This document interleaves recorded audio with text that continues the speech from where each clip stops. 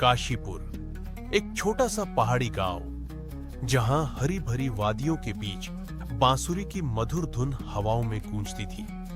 सुबह की धूप पहाड़ों पर ऐसी पड़ती थी मानो प्रकृति ने सोने की चादर बिछा दी हो। उसी गांव में एक बुजुर्ग महिला रहती थी जिनका नाम था राधाबाई। राधाबाई का घर गांव के सबसे ऊंचे टीले पर था।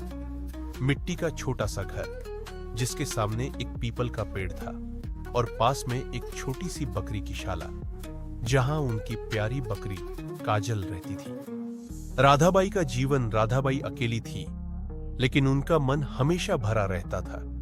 उनके पति और इकलौते बेटे को गए कई बरस हो चुके थे। बेटा अब विदेश में बस गया था और उसका पत्र आना बंद हो चुका था। फिर भी राधाबाई के चेहरे पर उदासी की छाया कभी नहीं दिखी। वह हर सुबह सूरज उगने से पहले उठती, अपने पुराने रेडियो पर भक्ति भजन सुनती, फिर काजल को ताजा घास खिलाती। इसके बाद पीपल के पेड़ के नीचे बैठकर वह गीता का पाठ करती। राधाबाई हंसते हुए, काजल, आज सावन का पहला दिन है, तुझे आज हरी मूंग की खिचड़ी मिलेगी। काजल अपनी छोटी सी पूंछ हिलाकर जैसे जवाब देती और राधाबाई की हंसी गूंज उठती। काजल कोई साधारण बकरी नहीं थी। राधाबाई का मानना था कि काजल उनके लिए भगवान का आशीर्वाद थी। 10 साल पहले जब राधाबाई एक भयानक बुखार से जूझ रही थी, एक साध्वी उनके घर आई थी। उस साध्वी ने राधाबाई को काजल दी और कहा, इस बकरी की सेवा करना, यह तेरे हर दुख में साथ देगी। तब से काजल राधाबाई की सच्ची सहेली बन गई थी। उसका दूध, उसकी हरकतें और उसकी चंचलता राधाबाई के लिए जीवन का आधार थी। राधाबाई का आंगन हर शाम बच्चों की हंसी से गूंजता था। गांव के बच्चे काजल को हरी पत्तियां खिलाने आते और राधाबाई से कहानियां सुनते। एक छोटी लड़की, गुड़िया, बाई, पिछली बार वाली राजकुमारी की कहानी में डाकू का क्या हुआ? राधाबाई, अरे धीरे धीरे सब बताऊंगी, पहले काजल को तो प्यार करो। बच्चे हंसते हंसते काजल को घास खिलाने लगते। राधाबाई और काजल बच्चों के लिए मां और दादी की तरह थी। एक साल काशीपुर में भयंकर अकाल पड़ा। बारिश रुक गई, नदियां सूख गई और खेत बंजर हो गए। गांव के जानवरों को लोग शहरों में बेचने लगे। कई लोग भूख से तड़पने लगे, लेकिन राधाबाई ने काजल को बेचने से साफ मना कर दिया।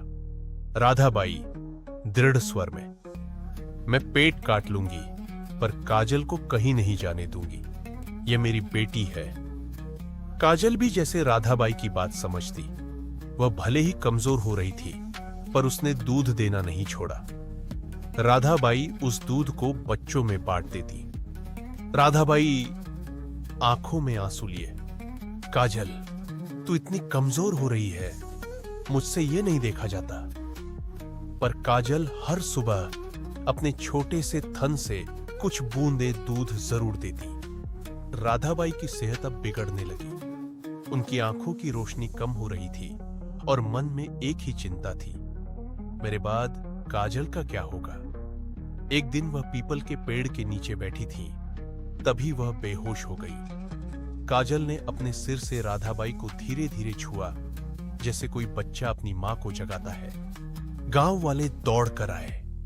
बच्चों ने रोते हुए राधाबाई की सेवा शुरू की। कोई पानी लाया, कोई हवा करने लगा। चमत्कार की बूंदें। एक रात राधाबाई ने पीपल के पेड़ के सामने हाथ जोड़े और प्रार्थना की, हे भगवान, अब सब कुछ तेरे हाथ में है।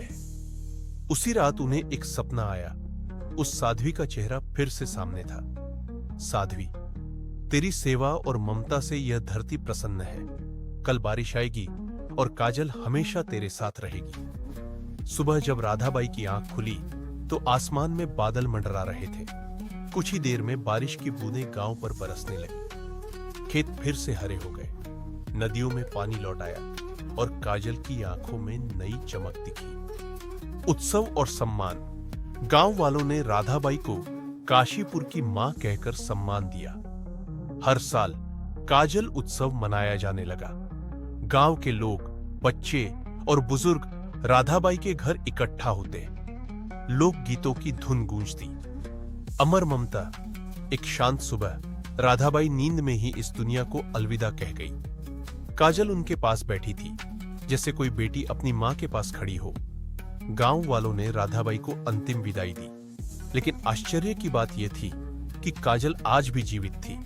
वह बच्चों के साथ खेलती, दूध देती और जैसे राधाबाई की ममता को जीवित रखती। लोग कहते हैं, इस कहानी से आप लोगों को क्या सीख मिली? आप लोग कमेंट बॉक्स में बताएं।